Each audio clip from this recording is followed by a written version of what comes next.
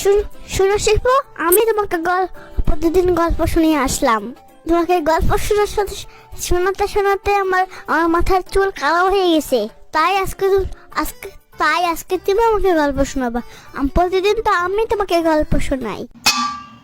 কিন্তু চুলের রং তো সাদা হয়ে যায়, তোমার কালো হয়ে গেল কেন? বেশি কথা বলবো তাই তোমার চুলই থাকবে না। গল্প বলতে বলেছি, ঠিকঠাক গল্প বলো। আচ্ছা ঠিক আছে, আজকে তোমাকে আমি ব্যাকটেরিয়াদের গল্প শোনাবো। ওকে, শুরু করো।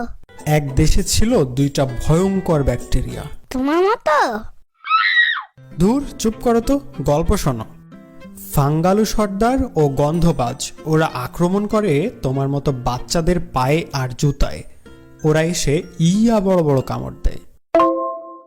আর বললো না, আমার ভয় করে। এত ভয়ঙ্কর গল্প বলো কেন? আমাকে মারার প্ল্যান করছো নাকি?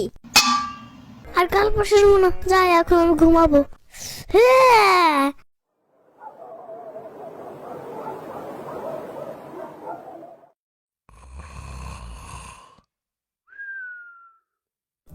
হ্যাঁ, কি খবর পুচকি?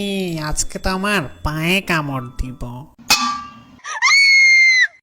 কি হয়েছে, এত চিল্লাচ্ছ কেন? জানো শেফু, আমার স্বপ্নের গল্পে সেই ফাঙ্গালু সর্দার আর গন্ধবাজ এসেছিল। এখন কি হবে? আমার তো ভয় করছে। আরে বোকা, তোমার কোনো ভয় নেই। তোমার জন্য এবার কিনে আনছি বাটা বি ফার্স্ট স্কুল শু। কোনো ব্যাকটেরিয়াই তোমার কোনো ক্ষতি করতে পারবে না। আর ফাঙ্গাল সর্দার আর গন্ধবাজের কি হবে? ওরাও তো ভয় পালাবে। আর তুমি? দূর, যাও তো এখান থেকে।